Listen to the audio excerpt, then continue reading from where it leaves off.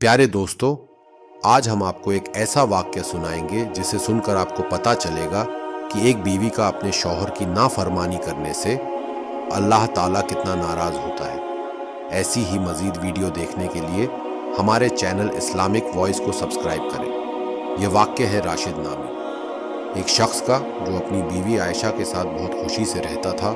राशिद की जिंदगी सादगी और सुकून से भरी हुई थी।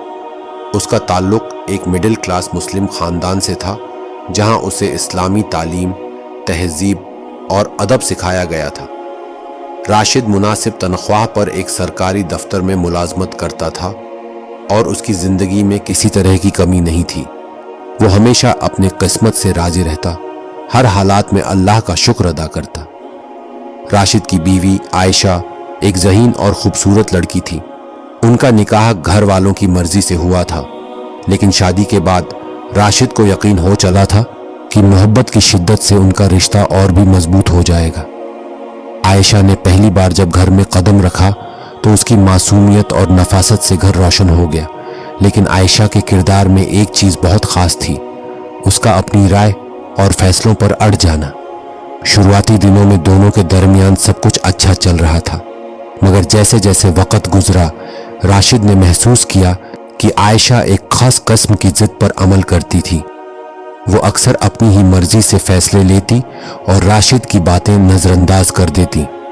राशिद एक बर्दाश्त वाला और सुलझा हुआ शख्स था और वो हर मामले को तहजीब से हल करना पसंद करता था, मगर आयशा के रवैये में कुछ ऐसा था जो हर बार इन छोटे छोटे मसलों को एक बड़ी बहस की शक्ल दे देता। एक दिन की बात है जब राशिद अपने दफ्तर से वापस आया।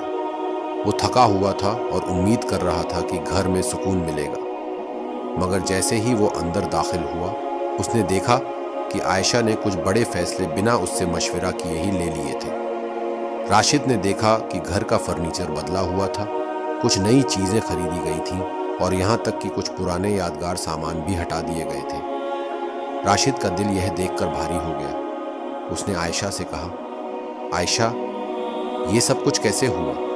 तुमने मुझसे पूछे बगैर इतने बड़े फैसले ले लिए।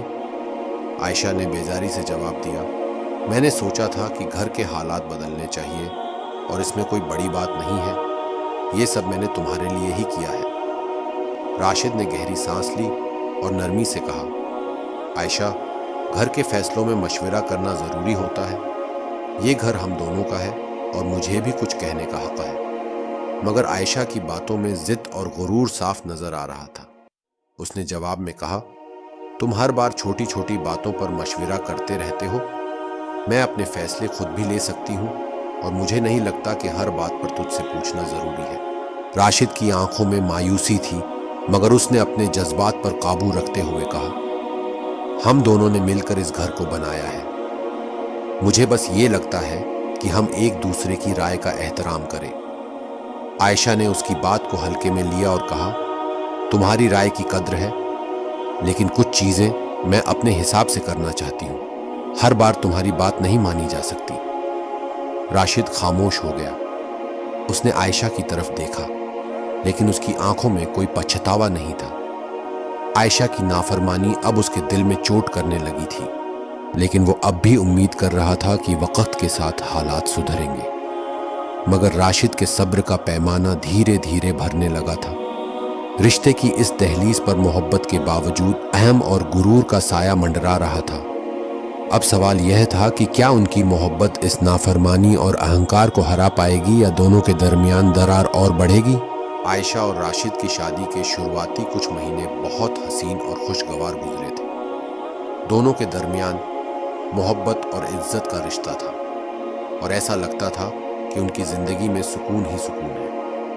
लेकिन धीरे धीरे इस मोहब्बत में एक अजीब सी खलिश घुलने लगी। राशिद ने महसूस किया कि आयशा की जिद और उसकी बातों को नज़रअंदाज करने की आदत उनके रिश्ते पर असर डाल रही। एक शाम राशिद अपने दोस्तों के साथ बाहर जाने की तैयारी कर रहा था। उसने आयशा से कहा, मैं थोड़ी देर के लिए बाहर जा रहा हूँ, दोस्तों से मिलना है। तुम्हें कुछ चाहिए बाहर से? आयशा ने उसे देखा और ताने भरी आवाज़ में बोली, तुम्हारे पास मेरे लिए वक़्त ही कब होता है? जब देखो अपने दोस्तों के साथ वक़्त गुजारते हो। अगर मैं कुछ कहूँ تو تم میری بات کو ہمیشہ ٹال دیتے ہو۔ راشد کو عائشہ کے طعنے اور نظر انداز کرنے کا یہ طریقہ برا لگا۔ اس نے نرمی سے جواب دیا، ایسی بات نہیں ہے عائشہ، میں دوستوں سے کبھی کبھی ملتا ہوں اور تم سے پوچھ کر ہی جا رہا ہوں۔ مگر عائشہ کی نافرمانی اب ایک نئی حد پار کر رہی تھی۔ اس نے اپنے لہجے میں سختی لاتے ہوئے کہا، مجھے ان باتوں میں کوئی دلچسپی نہیں ہے، جو کرنا ہے تم وہی کرو گے تو پھر مجھ سے پوچھنے کا کیا فائدہ۔ راشد کے صبر کا پیمانہ اب بھرنے لگا تھا۔ اس نے سوچا کہ عائشہ سے اب اس مسئلے پر کھل کر بات کرنی چاہیے۔ وہ جانتا تھا کہ اگر اس نے اسے یوں ہی چھوڑ دیا تو ان کے رشتے میں کھٹاس بڑھتی جائے گی۔ راشد نے گہری سانس لی اور بیٹھتے ہوئے کہا، عائشہ، ہمیں بات کرنے کی ضرورت ہے۔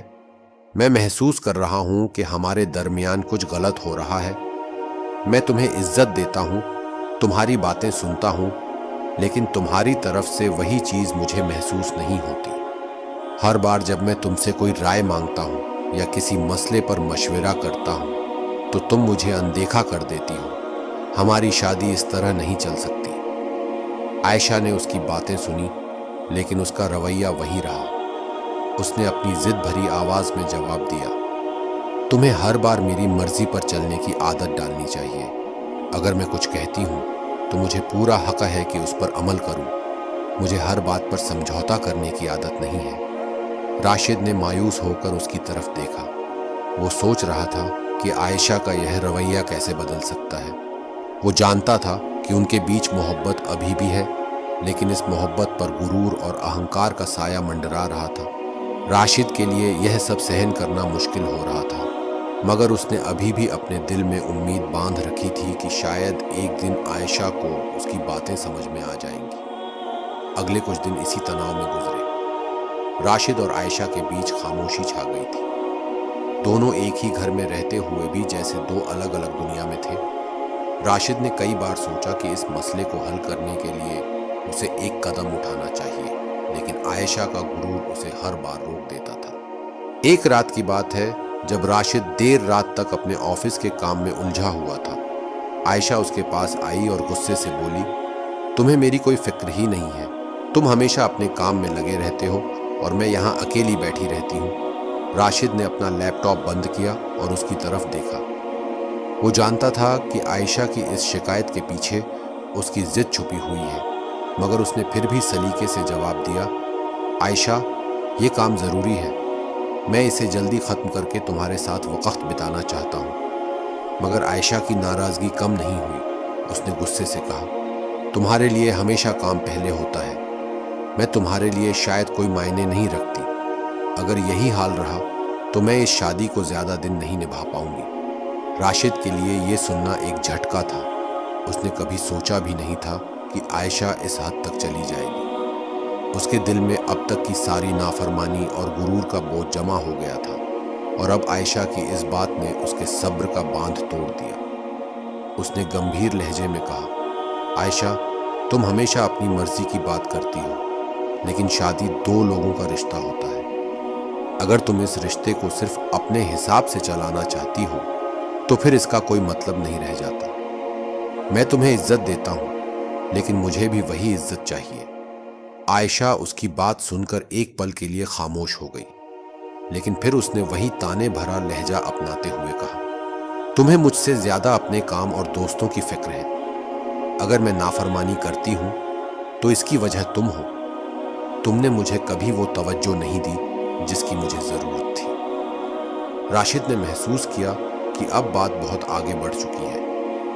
اس نے اپنا غصہ دباتے ہوئے کہا، اگر یہی حال رہا تو شاید ہمیں اس رشتے پر پھر سے سوچنا پڑے گا۔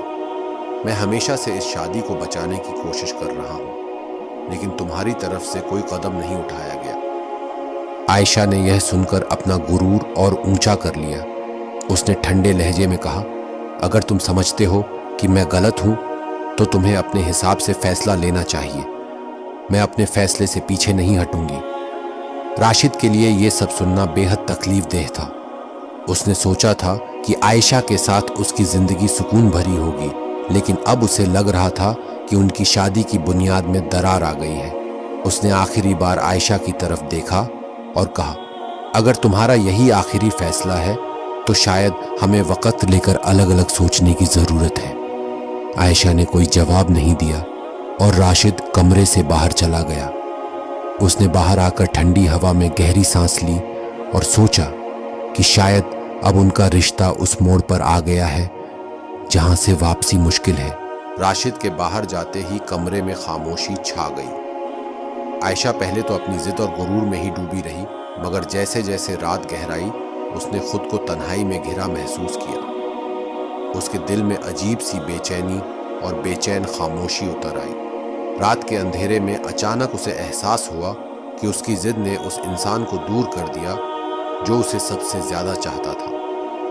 راشد کے جانے کے بعد اس کا کمرہ خالی اور دل اجنبی سا محسوس ہوا۔ عائشہ نے اپنی ساری زندگی اپنے طریقے سے گزاری تھی۔ گھر والے اس کی ہر بات مانتے تھے، دوستوں میں بھی اس کی وہی چلتی تھی، اور اسے لگتا تھا کہ شادی میں بھی سب اس کی مرضی کے مطابق چلے گا۔ مگر آج جب راشد نے اس کی باتوں کا جواب دیا تو اس کے دل میں عجیب سی ہلچل پیدا ہوئی۔ اس کا غرور دھیرے دھیرے پگھلنے لگا تھا۔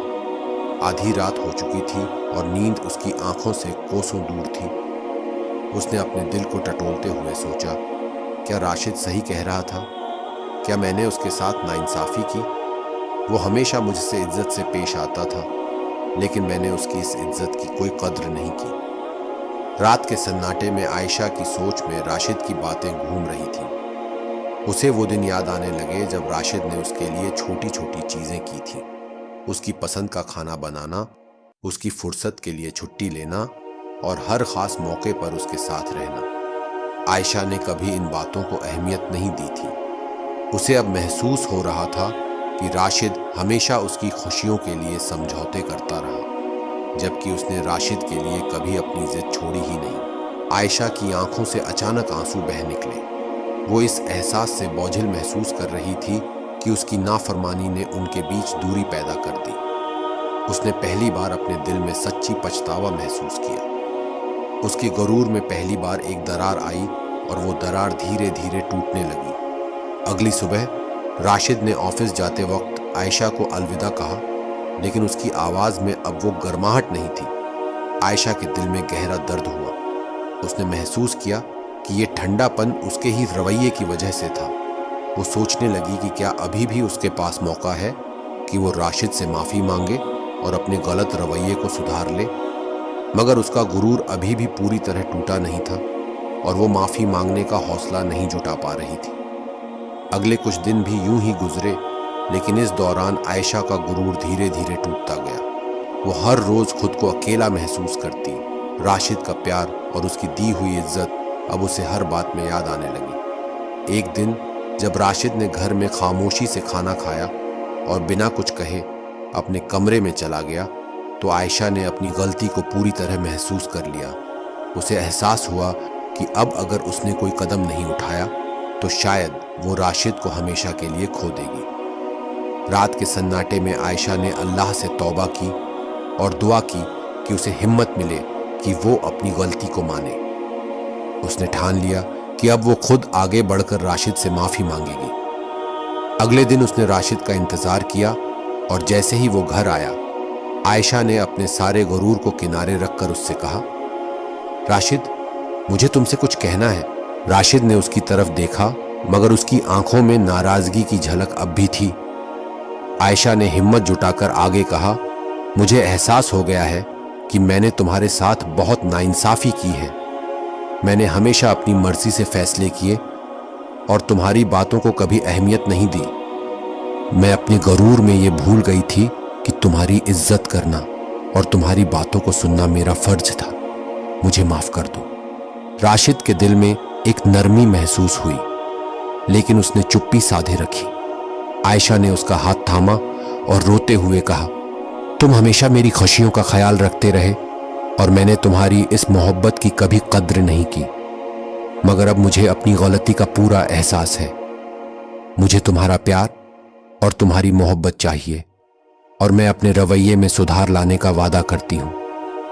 راشد نے پہلی بار اس کی طرف مسکراتے ہوئے دیکھا۔ اس نے عائشہ کے آنسو پونچھتے ہوئے کہا، مجھے بہت خوشی ہے کہ تمہیں اپنی غلطی کا احساس ہو گیا۔ میں ہمیشہ سے یہی چاہتا تھا کہ ہم دونوں ایک دوسرے کی عزت کریں اور ہر فیصلے میں ایک دوسرے کا ساتھ دیں۔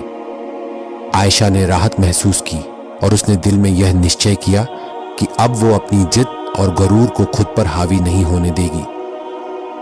اس نے راشد کا ہاتھ تھامے رکھا اور دل سے معافی مانگتے ہوئے اللہ کا شکر ادا کیا کہ اس نے اسے اپنی غلطی کا احساس دلایا اور اپنی نافرمانی پر قابو پانے کی طاقت دی۔ اس طرح عائشہ کے دل میں جو عجب آیا وہ ایک نئے رشتے کی شروعات کا سبب بنا۔ اب دونوں کے درمیان نہ صرف محبت بلکہ ایک گہری عزت اور سمجھ بھی تھی۔ عائشہ نے سیکھا کہ شادی کا رشتہ برابری کا ہوتا ہے، جس میں دونوں کو ایک دوسرے کی قدر کرنی چاہیے۔ اس نے اپنے غرور کو ہمیشہ کے لیے دور کر دیا اور اپنے رشتے میں نئی مٹھاس اور سکون محسوس کیا۔